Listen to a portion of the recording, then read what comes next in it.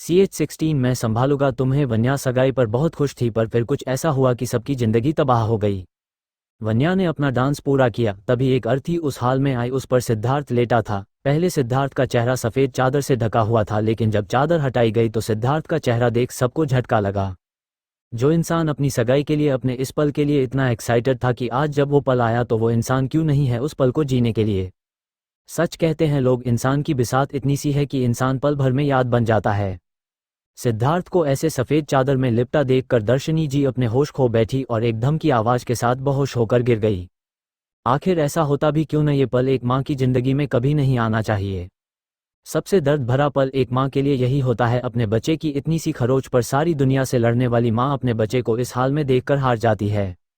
वही वन्या सिद्धार्थ को ऐसे देखकर और दर्शनी जी की बेहोश होने की गिरने पर अचानक गिर गई। वही हॉस्पिटल में वन्या अचानक से होश में आ गई। उसका पूरा चेहरा पसीना से भीगा हुआ था और आंखें में आंसू थे, से मानो वो नींद में भी ये पल देखकर घबरा गई हो, लेकिन ये तो हकीकत थी। वन्या को सच्चाई पता चल चुकी थी। उसे अब एक एक करके सारे पल याद आने लगे। क्यों वो मंडप में बैठी थी, क्यों उसने शादी की। वन्या ये सब सोच रही थी कि उसके सर में फिर से दर्द होने लगा। वन्या एक हाथ से सर को पकड़कर अपने हाथ से ड्रिप निकालने लगी, जिसको निकालने में उसे बहुत दर्द हो रहा था, पर फिर भी वो रोते हुए उन ड्रिप्स को अपने आप से अलग कर रही थी। तभी किसी ने उसका हाथ पकड़ा। वन्या ने सर उठाकर देखा तो वो समक्ष था। वन्या झट से समक्ष के गले लग गई और फुट फुट कर रोने लगी। समक्ष ने भी उसे नहीं रोका और बिस्तर पर बैठकर वन्या को अपने करीब कर लिया और हौले हौले उसके बाल सहलाने लगा। वन्या ने उसके कस के गले लग गई। उसे बहुत सुकून मिल रहा था। उसने और कस के समक्ष को पकड़ लिया और अपना सर उसके सीने में दफन कर लिया। समक्ष ने वन्या की कमर को और कस के पकड़ लिया। धीरे धीरे वन्या का रोना कम हो गया। अब बस उसके सिसकने की आवाजें आ रही थी। समक्ष ने उसे खुद से दूर किया और उसके आंसुओं को पोंछकर अच्छे से बिठाया, उसके बालों को सही किया। फिर धीरे से कहा, अब रोना मत, मुझे तुम्हारे आंसू जरा भी पसंद नहीं। अब खाना खाओ, फिर चलना भी है तुम्हें। वन्या, जो अभी तक बस उसका चेहरा देख रही थी करीब से, उसके जाने वाली बात सुनकर कहा, कहाँ। समक्ष ने खाना देखते हुए कहा, जो नजला रही थी, पहले पेट पूजा फिर कोई काम दूजा। वन्या ने भी अब खाने को सिर्फ देखा पर खाया नहीं। समक्ष ने जब ये देखा तो सिर्फ इतना ही कहा, क्या तुम मेरे हाथों से खाना खाना चाहती हो। वन्या उसके कहने का मतलब समझ गई कि या तो खुद खाना खा लो या मैं खिलाऊंगा, लेकिन खाना तो तुम्हें खाना ही पड़ेगा। वन्या भी फिर आराम से खाना खाने लगी। पता नहीं ऐसा क्यों होता था, पर समक्ष के आगे वन्या ज्यादा बोल नहीं पाती थी। समक्ष को वन्या को खाना खाते देख हर्ष की बात याद आई। समक्ष इन्हीं बातों में खोया था कि वन्या की आवाज ने उसका ध्यान खींचा, जो अपना खाना खत्म कर उससे पूछ रही थी कि कहाँ जाना है। समक्ष पास आया और उसे बिस्तर से उठाते हुए कहा, आज सिद्धार्थ के लिए पूजा रखी गई है, मंदिर में वही जाना है हमें। ये सुनकर वन्या को फिर से वो सारे पल याद आ गए जिन्हें थोड़ी देर पहले वो समक्ष के सीने से लगकर भूल गई थी। उसकी आंखें एक बार फिर नम हो गई। लेकिन उसे वह जाना होगा। अगर सिद्धार्थ देख रहा होगा तो क्या सोचेगा, क्या मुझ में इतनी भी हिम्मत नहीं। समक्ष ने उसे कुछ कपड़े दिए बदलने करने के लिए, क्योंकि वन्या अभी तक हॉस्पिटल गाउन में ही थी। वन्या कपड़े लेकर वॉशरूम चली गई और समक्ष डॉक्टर के पास। समक्ष ने डॉक्टर का केबिन नॉक किया और अंदर चला गया। डॉक्टर ने कहा, ये लीजिए डिस्चार्ज पेपर्स। अब मिसेज सचदेवा बिल्कुल ठीक है। हाँ, बस एक बात का ख्याल रखना, उनके दिमाग पर ज़्यादा जोर न पड़े, वो अभी बेड से उठी है, उन्हें खुश रखे। I hope you understand mister Sachdeva. समक्ष सर हिलाकर बाहर चला गया। वही वन्या ने येलो कुर्ती के साथ वाइट प्लाजो डाला और ऊपर वाइट दुपट्टा ले लिया।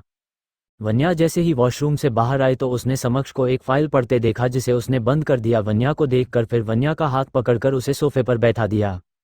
समक्ष ने एक नज़र वन्या को देखा, फिर एक बैग से सिंदूर निकलकर वन्या की मांग में भर दिया और ऐसे ही मंगलसूत्र भी पहना दिया, जिसकी चेन पर बहुत छोटे अक्षरों में एस और वी लिखा था। उसे देखकर साफ पता चल रहा था कि ये कस्टम मेड है, पर वन्या ने इस बात पर ध्यान नहीं दिया। वो बस समक्ष के चेहरे हो एकटक देखे जा रही थी। समक्ष ने जब उसे ऐसा करते देखा तब झुककर उसके कान में बड़ी मोहक आवाज में कहा, मैं तुम्हारा ही हूं, मुझे बाद में जी भर कर देखना, अभी चले। फिर समक्ष वन्या के गले के ऊपर हाथ ले जाकर मंगलसूत्र पकड़कर कहा, और इसे डालना कभी मत भूलना वान्या। वन्या समक्ष की मोहक आवाज और उसके छूने के तरीके से लंबी सांसें लेने लगी, बहकने लगी, पर फिर जल्दी से खड़ी होकर बाहर चली गई। वन्या ने बाहर जाकर अपने धड़कनों को सामने किया, जो कि बहुत तेजी से चल रही थी। वन्या के लिए ये एहसास नए थे, जो कि सिर्फ समक्ष के करीब रहकर जागते थे। वो कई बार सिद्धार्थ के गले लगी थी और लक्ष्य के भी, पर समक्ष में कुछ अलग बात थी जो अभी वन्या को समझ नहीं आ रही थी। हॉस्पिटल से वन्या और समक्ष मंदिर गए जहां पूजा चल रही थी। दर्शनी जी, रुद्र और सिद्धार्थ के लिए ताया ताई, सिद्धार्थ के कजिन सब वही थे। वो सब सिद्धार्थ की फोटो के आगे बैठ उसकी आत्मा की शांति के लिए प्रार्थना कर रहे थे। तभी वन्या भी वहां जाकर बैठ गई। उसकी आंखें एक बार फिर सिद्धार्थ को देखकर नम हो गई। सिद्धार्थ की फोटो पर फूलों की माला देख उसके दिल में बहुत दर्द हो रहा था।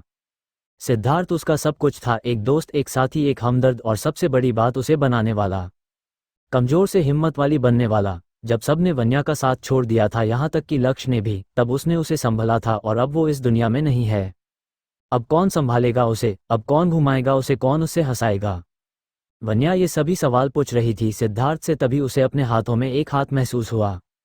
वन्या ने सर घुमाकर देखा तो वहां समक्ष था, जिसने वन्या की आंखों में देखकर अपनी पलकें झपका दी और वन्या की उंगलियों में अपनी उंगलियां फंसा ली, जैसे कह रहा हो मैं संभालूंगा तुम्हें। थोड़ी देर बाद पूजा खत्म हो गई, पूरी पूजा। मैं समक्ष ने वन्या का हाथ नहीं छोड़ा। तभी वन्या ने कुछ देखा और वो भाग कर गई। CH-17 माँ बेटी का रिश्ता और किटन मंदिर में सिद्धार्थ की आत्मा शांति पूजा होने के बाद वन्या ने देखा एक बूढ़ी औरत बड़ी मुश्किल से हाथों में पूजा की थाली ले सिद्धियां चढ़ने की कोशिश कर रही है। वो गिरने ही वाली थी कि वन्या भाग कर गई और उन्हें सहारा देने लगी। समक्ष भी वन्या के ऐसे भागने से डर गया था। जब उसने जाकर देखा तो वन्या उस बूढ़ी औरत को गाड़ी में बिठा रही थी। उस औरत ने एक नज़र वन्या के पीछे समक्ष को देखा और अपने ड्राइवर को कुछ इशारा किया। उसके बाद वो चली गई। वन्या भी वहां से मंदिर के पीछे आकर बैठ गई। उसे थोड़ा अकेला समय चाहिए था ये सब स्वीकार करने के लिए। तभी समक्ष भी उसके बगल में आकर बैठ गया। दोनों शांति से बैठे रहे। दोनों में से किसी ने कुछ नहीं कहा, पर दोनों ही एक दूसरे के पास बैठकर सुकून में थे। वन्या ने थोड़ी देर की चुप्पी के बाद कहा, अब यहां से कहा जाए? समक्ष ने सामने देखते हुए कहा, मैंने तुम्हें पहले ही बता दिया था, मेरे आगे पीछे कोई नहीं है। ना तुम्हें महंगी गाड़ी दे सकता हूँ, ना ब्रांडेड कपड़े और ना ही बड़ा घर। तुमने ये सब जानकर भी शादी के लिए हाँ कहा। शायद उस वक्त तुम्हें एहसास नहीं हुआ, लेकिन अभी भी वक्त तुम अपने कदम पीछे ले सकती हो। वन्या, मैंने अपने पूरे होश हवाश में आपसे शादी के लिए हाँ की थी, और क्यों थी ये आपको भी याद होगा। अब मैं पीछे नहीं हट सकती। ये सुन के समक्ष चेहरे पर हल्की मुस्कान आ गई, जिसे वन्या नहीं देख पाए। समक्ष ने मन में कहा, आज मौका था तुम्हारे पास मुझे छोड़ने का, लेकिन तुमने ऐसा नहीं किया और मैं सिर्फ एक बार मौका देता हूँ किटन, किटन। पर फिर समक्ष ने गंभीर अभिव्यक्ति के साथ कहा, ठीक है, फिर अगर तुम इस शादी में रहना चाहती हो तो निभाना भी पड़ेगा। जैसा कि हमारे बीच तय हुआ था, मैं तुम्हें इन सब चीज़ों की जगह रूह का सुकून, होठों की हंसी और 3 वक्त खाना दे सकता हूँ। वन्या ने ये सुनकर कहा, जिंदगी बिताने के लिए यही बहुत है। चलो फिर घर चलते हैं। समक्ष ने कंफ्यूज्ड होकर कहा, कौन से घर? समक्ष को लग रहा था कि वन्या उसे अपने घर ले जाने की बात कहेगी। वन्या, कोई किराए पर धुंध लेंगे, बजट में, बाकी बातें फिर करते हैं अपने घर जाकर। समक्ष कुछ कहता उससे पहले ही किसी की आवाज आए, तेरा अपना ससुराल होते हुए तू किराए के घर में क्यों रहेगी? समक्ष और वन्या ने पीछे पलट कर देखा तो वहां दर्शनी जी रुद्र के साथ खड़ी थी। वन्या ने कहा, कौन सा ससुराल में माँ? वन्या बोलते बोलते रुक गई। उसे समझ नहीं आ रहा था वो किस रिश्ते से दर्शनी जी को माँ कहे। जिस वजह से उसका रिश्ता दर्शनी जी से बना था, अब वो वजह ही नहीं है। समक्ष और दर्शनी जी समझ गए कि वन्या क्यों कहते कहते चुप हो गई। दर्शनी जी ने वन्या का हाथ पकड़ते हुए कहा, क्या हुआ, रुक क्यों गई, बोलो मुझे माँ।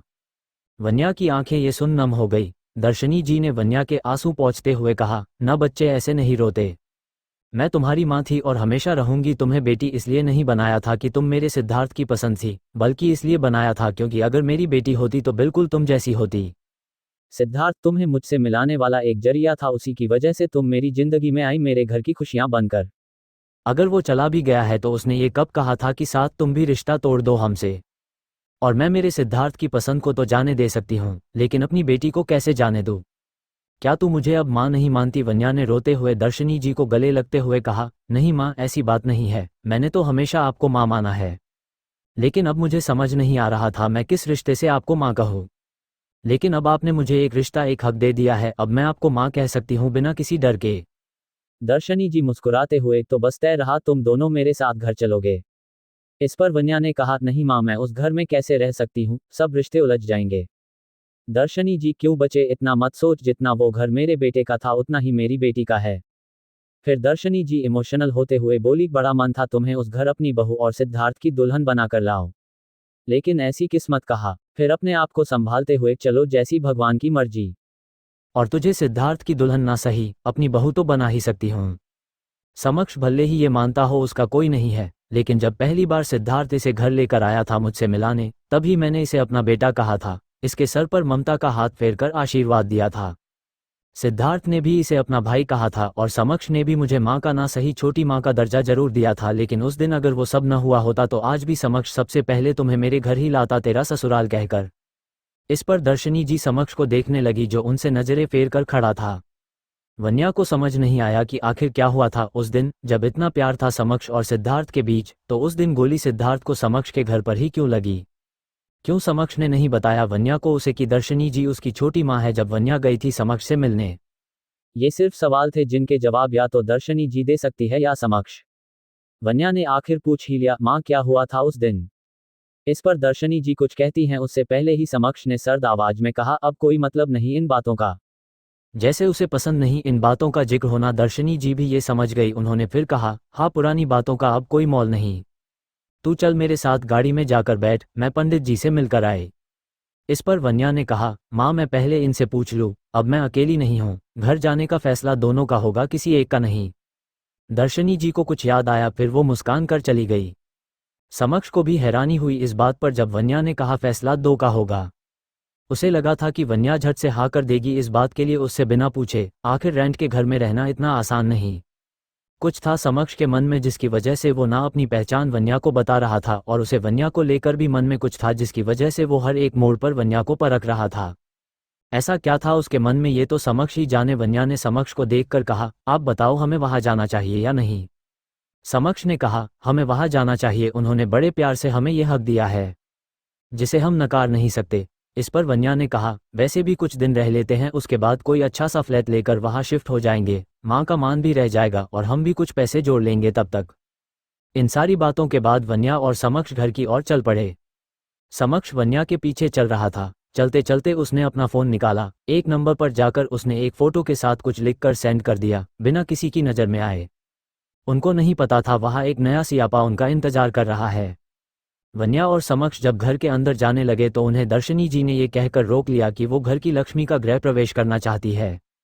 पर यह बात बाकी घर वालों को पसंद नहीं आई। उन्हें अभी कुछ बोलना ठीक नहीं समझा। रात होने की वजह से वो सब बिना कुछ बोले अपने कमरे में चले गए, लेकिन उनके ये मन का गुस्सा सुबह होते ही फटने वाला था समक्ष और वन्या पर। गृह प्रवेश करने से वन्या ने मना कर दिया तो दर्शनी जी ने सिर्फ आरती कर दोनों का स्वागत किया और वन्या का कमरा दे दिया। वन्या जब भी यहाँ रहने आती थी तो एक कमरा उसका परमानेंटली बुक था। वन्या ने जब उस कमरे को खोला तो उसकी पुरानी यादें या यूं कहे पुराने जख्म फिर से ताज़ा हो गए। तभी उसे बालकनी से कुछ आवाज आए। उसने वहां जाकर देखा, तभी एक और धमकी आवाज आए। 18 सुहागरात और पति होने का हैक की तरफ गई तो वहां एक लकड़ी का टुकड़ा दिखा जो कि फेंका गया था। तभी अंदर से एक और आवाज आई, वो वहां भाग कर गई। उसने जो देखा उसकी आंखें हैरानी से बड़ी हो गई। छत का पंखा नीचे गिर गया था, उसकी वजह से पूरा बेड खराब हो गया था। हर तरफ सिर्फ तार और पत्थर थे। उसी के साथ समक्ष खड़ा था जिसके कंधे पर पंखे से कट लग गया था और अब खून निकल रहा था। वन्या भागकर समक्ष के पास गई। ये कैसे हुआ? आप थोड़ा दूर नहीं हो सकते? देखो कितना खून बह गया है, चलो अस्पताल चलते हैं, पता नहीं कितना गहरा कट लगा होगा। वन्या उस कट को देखते हुए नॉन स्टॉप बोले का रही थी बिना ये ध्यान दिए कि समक्ष उसे पिछले 5 मिनट से एकटक देख रहा है। वन्या को जब समक्ष का जवाब नहीं मिला तो उसने सर उठाकर देखा।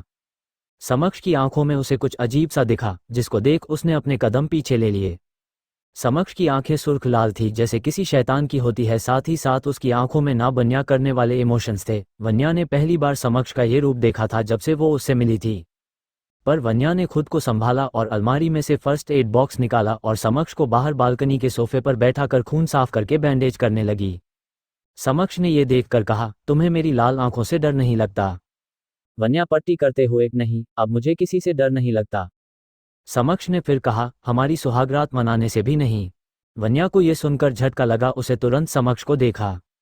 समक्ष ने यह देखकर कहा, क्या हुआ, इतना क्या सोच रही हो? हमारी शादी हुई और तुमने ही कहा था ना उस दिन शादी हमें सारे हक देती है, तो फिर ये हक भी दिया है ना तुमने मुझे, बोलो। ये सब कहते कहते समक्ष वन्या के बेहद करीब आ रहा था, जिसके डर से वन्या पीछे होती जा रही थी। समक्ष का उसके करीब आना एक अलग एहसास जगा रहा था उसके अंदर, जिसके लिए वो अभी तैयार नहीं थी।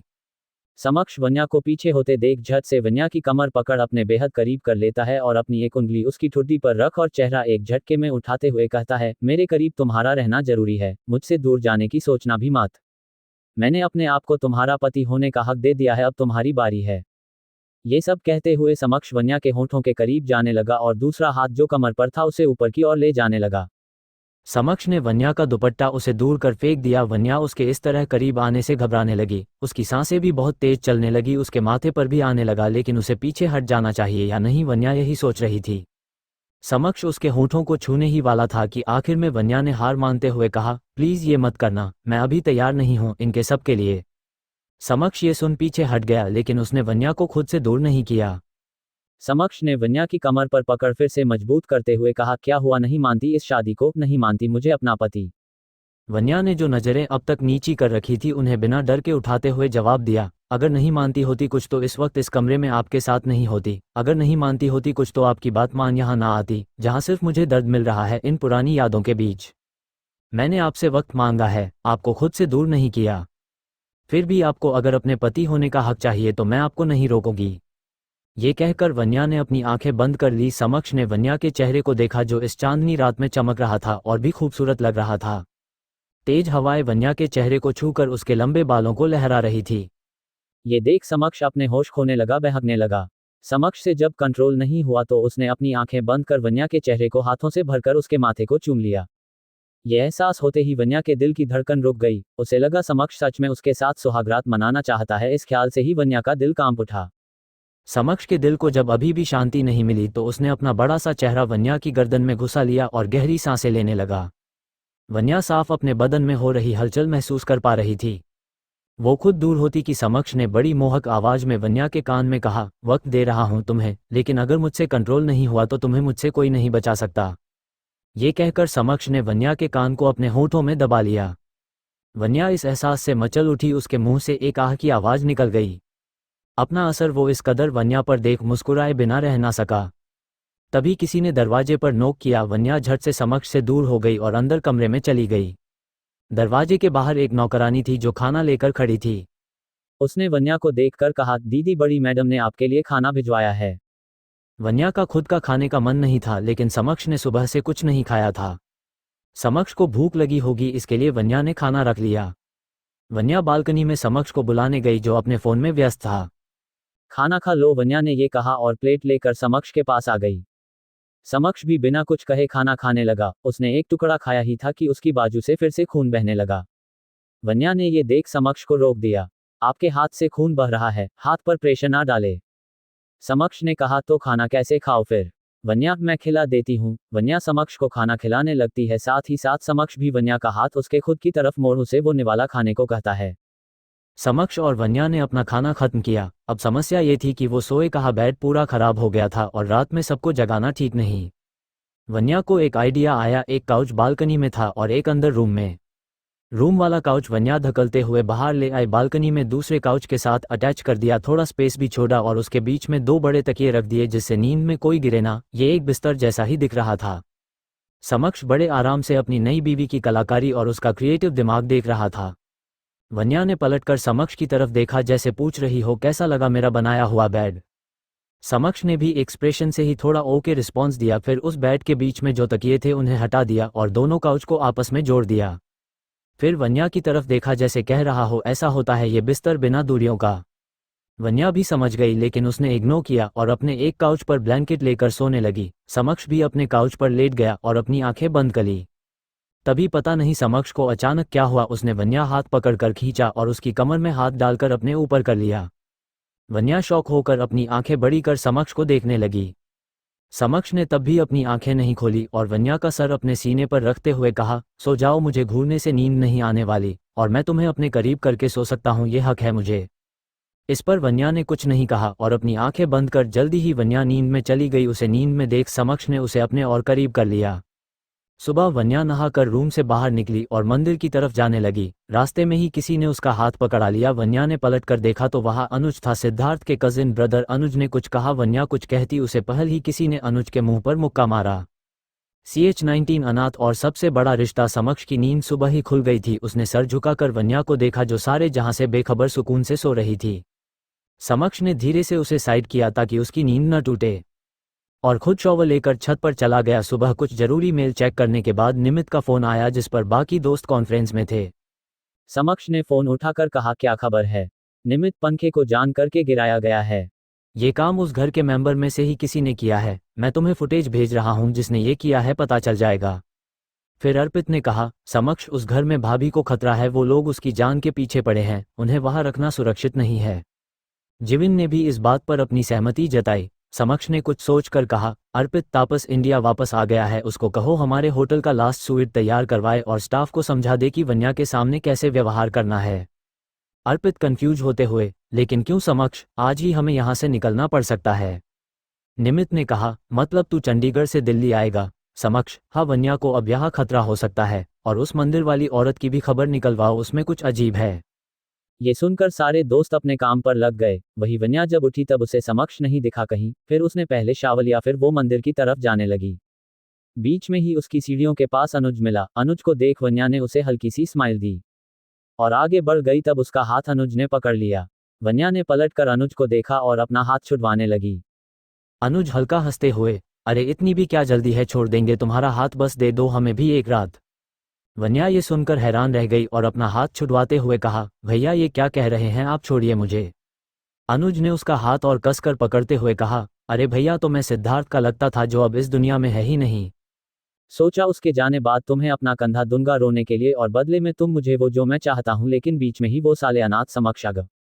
अनुज आगे कुछ बोलता है, किसी ने एक जोरदार मुक्का उसकी नाक पर मारा। ये होते ही वन्या का हाथ अनुज के हाथ से छूट गया। अनुज थोड़ा पीछे होकर दीवार से जा लगा, उसके नाक से खून बहने लगा था। वन्या ने सर घुमाकर देखा जहां समक्ष खड़ा था, बिना एक्सप्रेशन के। समक्ष ने वैसे ही कहा, आइंदा से मेरी बीवी का हाथ पकड़ना तो दूर, आंखें भी उठाई तो जान ले लूंगा। अनुज ने अपना नाक का खून पोंछते हुए कहा, सुहागरात ज्यादा हसीन बीती क्या, जो सुबह से मेरी बीवी किए जा रहा है। वैसा ऐसा होना भी था, जिस अनाथ की बीवी इतनी खूबसूरत हो, उसका ये कहना बनता है। ये सिद्धार्थ की हो गई, फिर तेरी हो गई, तो एक रात के लिए मेरी भी हो जाए, यकीन कर तुझसे ज्यादा खुश कर दूंगा है। तभी एक दूसरा मुक्का उसके मुंह पर लगा। ये रुद्र ने मारा था, जो गुस्से में उबल रहा था। वन्या के बारे में ऐसी बातें सुनकर उसका बस चलता है तो वो अनुज की जान ले लेता, लेकिन कुछ रिश्ते बीच में आ जाते हैं। लेकिन फिर भी रुद्र सब भूल आगे बढ़कर मारने ही वाला था कि समक्ष ने रुद्र का हाथ पकड़ लिया। रुद्र गुस्से में, भाई छोड़ दो मुझे, इसने वन्या के बारे में गलत बोला है, मैं इसकी जान ले लूंगा। समक्ष ने कुछ नहीं कहा, पर फिर भी रुद्र का हाथ नहीं छोड़ा। इन सब चीजों की आवाज सुन घर के बाकी सदस्य भी अपने कमरों से बाहर निकल आए। जब सिद्धार्थ के ताई जी ने, कविता, अपने बेटे अनुज की ये हाल देखा तो वो दौड़ के उसके पास आए और चिंता में उससे पूछा, ये कैसे हुआ, क्या किसी ने कुछ कहा है तुझे? अनुज जो गुस्से में था, उसने अपनी माँ को देखते हुए कहा, माँ मैंने वन्या से सिर्फ ये पूछा कि वो इस घर में ठीक तो है, और मैं सिद्धार्थ की बात कर ही रहा था कि समक्ष और रुद्र मुझे मारने लगे। वन्या ये सुनकर झट से बोली, भैया आप झूठ क्यों बोल रहे हैं, आप मुझसे बदतमीजी कर रहे थे। कविता जी ने कहा, मेरे बेटे पर उंगली उठाने से पहले खुद को देखो, एक दिन भी सब्र नहीं करा और पराये मर्द से शादी कर ली। दर्शनी जी, ये क्या कह रही है आप? जी वन्या ने कुछ गलत नहीं किया। कविता जी गुस्से में, मेरा मुंह मत खुलवाओ। तुम्हें अपने बेटे के जाने का दुख हो या ना हो, मुझे मेरे बेटे की बहुत चिंता है। मैं तुम्हारी जितनी महान नहीं कि जिस लड़की से तुम्हारे बेटे की शादी होने वाली थी, उसकी शादी ही तुमने इस अनाथ से करा दी, जो ना जाने किसका गंदा खून है। दर्शनी जी ये सुनकर अपने आंसू रोक न सकी। जी आप उसके बारे में ऐसा कैसे बोल सकती है, जो अब इस दुनिया में नहीं है, और समक्ष मेरा बेटा है, उसमें खून जिसका भी हो, लेकिन संस्कार मेरे हैं। कविता जी, ऐसा कहने से कोई पराया अपना नहीं होता। इस अनाथ की हिम्मत भी कैसे हुई मेरे बेटे पर हाथ उठाने की? रुद्र गुस्से में, आपका बेटा भी दूध का धूला नहीं है, उस पर हाथ नहीं उठाना चाहिए, सीधे लात उठानी चाहिए। कविता जी चुप कर, लिहाज कर, बड़े छोटे का जिसके बारे में तू बोल रहा है वो तेरा बड़ा भाई है, और जिसके वजह से तू ये सब बोल रहा है, ऐसा क्या है उसमें जो एक भाई के जाने के बाद भी उस लड़की को नहीं छोड़ रहा? दिख गए तेरी माँ के दिए संस्कार। दर्शनी जी गुस्से में, बस करिए जी आप अब अपनी हद पार कर रही है। मुकेश जी, सिद्धार्थ के ताया जी, हद तो आपने पार करी है, उस लड़की को घर ले आए जो आपके बेटे को खा गई, और उसको अपना बेटा कह रही है, जिसने उस दिन आपकी भी शर्म नहीं करी थी बेइज्जती करने में। सही कहते हैं लोग, सांप को जितना भी दूध पिला लो, आखिरी में वो डिसता ही है। वन्या जो इतनी देर से सुन रही थी, उसने नम आंखों से कहा, ये सब क्या कह रहे हैं आप ताए? अभी वन्या बोलती कि कविता जी ने गुस्से में कहा, खबरदार जो मुझसे कोई भी रिश्ता जोड़ा, मैं तेरी कुछ नहीं लगती। जिस दिन मेरा बच्चा गया उस दिन तुझसे सारे रिश्ते तोड़ दिए। मुझे तो तू पहले दिन से पसंद नहीं थी, बस मजबूरी में तुझे अपनाना पड़ा। लेकिन अब बस, अब चाहे कोई कुछ भी बोले, तू इस घर में नहीं रहेगी। दर्शनी जी रोते हुए, जी जी ये आप क्या कह रहे हैं, ये मेरे बच्चे हैं, इसी घर में रहेंगे मेरे साथ, ये कहाँ जाएंगे। कविता जी गुस्से में वन्या का जबरदस्ती हाथ पकड़े हुए खिंचती है और बाहर की तरफ ले जाने लगती है। वो एक कदम भी बढ़ा पाती कि पीछे से समक्ष ने वन्या का दूसरा हाथ पकड़ा लिया और कविता जी के हाथ से वन्या का हाथ छुड़वाने लगा। कविता जी गुस्से में, तेरी इतनी हिम्मत, तूने मुझे रोका, तुझ जैसे अनाथ की इतनी हिम्मत बढ़ गई कि तू मुझे रोके, अरे जैसे 7 साल पहले तुझे घर से बाहर फेंका था आज भी वही करूंगी। कविता जी ने मुकेश जी और अनुज को इशारा किया। वो लोग समक्ष तक पहुंच भी पाते कि वन्या आगे आते हुए बोली, ऐसा कुछ करने की जरूरत नहीं है। फिर अपने हाथ से समक्ष का हाथ पकड़ लिया और उसकी उंगलियों में अपनी उंगलियां फंसा कर कहा, हम खुद ही इस घर से जा रहे हैं, अब हमसे और यहाँ नहीं रहा जाएगा, हम अभी इसी वक्त जा रहे हैं। ये कहकर वन्या समक्ष का हाथ पकड़कर चलने लगी। पीछे दर्शनी जी झट से सोफे पर बैठ गई और कहा, वन्या बेटा मत जा। रुद्र ने उन्हें संभाला। वन्या ने पीछे मुड़कर दर्शनी जी की हालत देखी और भागकर उनके पास आई और उनके कदमों में उनके पास बैठते हुए कहा, माँ आप रो क्यों रही है, आपने मुझे अपनी बेटी कहा है ना, तो बस आज उस बेटी की विदाई है जिसे शादी के बाद अपने पति के साथ जाना है। दर्शनी जी रोते हुए, मैं सिद्धार्थ को क्या जवाब दूंगी कि मैं तेरा ख्याल नहीं रख पाए। वन्या ने भी कहा, माँ आपका बेटा बहुत समझदार है, वो समझ जाएगा, और जिस घर मेरी वजह से मेरी माँ और मेरे पति की बेइज्जती हो रही है मैं वहाँ नहीं रह सकती। फिर रुद्र की तरफ देखकर, माँ का ख्याल रखियो, कुछ भी समस्या हो तो मुझे या इन्हें फ़ोन कर दियो, पर माँ को अकेला मत छोड़ियो। फिर कविता जी तरफ देखकर, आंटी जी कोई खून गंदा नहीं होता, सोच और नियत गंदी होती है, और अब से मेरे पति की बेइज्जती करने के बारे में सोचना भी मत। पहले उनका कोई नहीं था लेकिन अब से उसके रिश्ते हैं, सबसे बड़ा रिश्ता उनका मुझसे है। समक्ष बस वन्या को एकटक देख रहा था जो उसके लिए लड़ रही थी। ये कहकर वन्या ने समक्ष का हाथ पकड़ा और जाने लगी। फिर रुककर बोली, और हाँ सबसे अजीज इंसान मैं यहाँ छोड़ रही हूँ, मेरी माँ। अगर उनको जरा भी तकलीफ हुई तो मैं हर रिश्ते का लिहाज भूल जाऊंगी। ये कहकर वन्या समक्ष के साथ चली गई। घर के बाहर आकर वो लोग एक दूसरे से बात करने लगे। तभी किसी ने लोहे की छड़ी से उन पर वार किया। तभी किसी की चीख सुनाई दी, वन्या। CH20 थप्पड़ मारना। वन्या ने इतना अपमान करवाने के बाद समक्ष के साथ घर छोड़ दिया। समक्ष ने वन्या को देखा जैसे पूछ रहा हो अब यहाँ से कहाँ जाए। वन्या भी उसकी नज़रों का सवाल समझ गई। उसने कहा, फिलहाल कोई होटल चलते हैं, उसके बाद कोई घर देखेंगे। होटल में रहने का जो खर्चा है वो मैनेज हो जाएगा, मेरी अपनी कमाई है जो इंटर्नशिप करके करी है। समक्ष, तो ठीक है। वो अभी कुछ बोलता है कि एक लोहे की रोडे उसने वन्या के पीछे देखी जो वन्या को लगने ही वाली थी कि समक्ष तुरंत हरकत में आया और वन्या को खींचकर अपने सीन से लगा लिया और दूसरे हाथ से रोड को पकड़ लिया। तभी रुद्र चीखता हुआ आया, उसे लगा वन्या को रोड लग गई है। वो अपनी पूरी ताकत से वन्या के पास भागा। समक्ष ने उस रोड को पकड़कर उस हाथ से छुड़वाकर दूर फेंक दिया। वन्या का तो कुछ समझ ही नहीं आया, उसके साथ हुआ क्या। जब उसने सर घुमाकर देखा तो वहाँ सुहानी, अनुज की बहन, थी जो कि शायद उसे मारने आई थी, लेकिन क्यों। सुहानी गुस्से में, छोड़ो मुझे, मैं इसकी जान ले लूंगी, इसकी हिम्मत कैसे हुई मेरी माँ को धमकी देने की, आई किल यू ब्लडी बिच। रुद्र, सुहानी पागल हो गई हो क्या, ये क्या करने जा रही थी, इसने तुम्हारी मम्मी को कोई धमकी नहीं दी, वो तुम्हारी मम्मी है जिसने ये सब शुरू किया है। सुहानी, तुम तो इसी का साथ दोगे ना, आखिर तुम्हारी सगी जो लगती है ये। फिर समक्ष की तरफ देखकर, सही कहते हैं भाई, ये चालबाज औरत हर किसी को अपने जाल में फंसा लेती है। सुहानी आगे कुछ कहती है, एक थप्पड़ आकर उसे लगा ये वन्या ने मारा था। वन्या, अपनी जबान संभाल कर, तुम कोई नहीं होती हो मुझे कुछ बोलने वाली, और कोई राह गिरा मेरी बेइज्जती नहीं कर सकता। सुहानी ये सुन दंग रह गई, जो वन्या उनके घर आकर जी जी करती थी आज वो इतना सुना रही है और उस पर हाथ तक उठा दिया। ये सोच सुहानी को बहुत गुस्सा आया। वो वन्या की तरफ बढ़ने ही वाली थी कि इतने में अनुज आया। उसने उसे रोक कर कहा, कहाँ टाइम वेस्ट कर रही हो सुहानी, इन गंदे लोगों पर हाथ उठाकर खुद को गंदा मत करो, जाओ, इनसे मैं निपट लूंगा, जाओ जाओ। सुहानी वन्या को घूर अनुज की बात मान चली गई। अब वहाँ बस अनुज, रुद्र, वन्या और समक्ष ही रह गए थे। अनुज, क्या भिखारियों वाली हालत हो गई है, ये सोच रहे हो क्या कहाँ जाओगे, इस आवारा के पास घर नहीं, और घर जमाए तुम्हारे घर वाले बनाएंगे नहीं। फिर वन्या की तरफ देखकर, मेरी बात मान जाओ, मेरी बनकर इस तरफ आ जाओ, सारे ऐशो आराम तुम्हारे। वन्या ने गुस्से में फिर एक कसकर थप्पड़ अनुज को मारा। बहुत हो गया भैया भैया, अब अगर मुझसे बदतमीजी की तो मैं अपनी शराफत छोड़ दूंगी। अनुज गुस्से में बौखला गया। एक औरत से थप्पड़ खाकर वो वन्या के गले की तरफ बढ़ने ही लगा था कि बीच में ही समक्ष और रुद्र आ गए। रुद्र गुस्से में, ये गलती मत करना वरना मैं अपनी माँ के आंसू का बदला भी अभी निकाल लूंगा। समक्ष अनुज का कॉलर पकड़ते हुए धीमी आवाज में, ये आवारा अगर अपनी आवर्गी पर आया तो यही निपटा कर चला जाऊंगा सब कुछ। एक ही जान है तुम्हारी, उसे संभाल कर रखो वरना मौत भी आसानी से नसीब नहीं होगी तुम्हें। अनुज गुस्से में वहां से चला गया। रुद्र ने वन्या और समक्ष को देखकर कहा, तुम मेरे फ्लैट में चले जाओ, मैं चाबी लेकर आया। वन्या ने उसे रोक कर कहा, नहीं रुद्र, हम खुद मैनेज कर लेंगे, अब सारी जिंदगी हम किसी का सहारा नहीं ले सकते, तू जा, माँ को संभल, उनके साथ रह बस।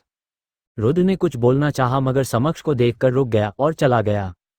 समक्ष ने कहा, दिल्ली में मेरे एक दोस्त का होटल है, हम वहां जा सकते हैं, दोस्त हैं तो कुछ डिस्काउंट और अन्य फायदे होंगे। वन्या ने कुछ कहना चाहा लेकिन कुछ सोच कर रुक गई और सिर्फ इतना कहा, ठीक है। समक्ष समझ गया वो कुछ कहना चाहती है लेकिन कह नहीं पाई, फिर उसने कहा, कहो क्या कहना चाहती हो। वन्या, बस दिल्ली जाने से पहले एक बार करनाल जाना चाहती हूँ, माँ पापा से मिलना चाहती हूँ, फिर पता नहीं कब वापस जाना होगा। करनाल नज़दीक ही है, आज रात रुक कर सुबह दिल्ली चले जाएंगे। समक्ष ने भी उसकी ये कामना पूरी कर दी, उसने कहा, ठीक है चलो। वन्या और समक्ष दोपहर तक करनाल पहुंच गए। सुमित्रा और नरेंद्र जी बहुत खुश हुए अपनी बेटी और दामाद को घर देखकर। वन्या की बुआ भी आई हुई थी। वन्या ने जाकर बुआ जी के पैर छुए, समक्ष ने सिर्फ सुमित्रा और नरेंद्र जी के पैर छुए थे। सुमित्रा जी ने वन्या को देखकर कहा, बेटा चल खाना बना लेते हैं, जल्दी तुम लोगों को भूख लगी होगी। वन्या ने कहा, माँ आप बैठिए मैं बना लाती हूँ। सुमित्रा जी, इतना सारा खाना तू अकेले कैसे बनाएगी, मैं मदद करती हूँ।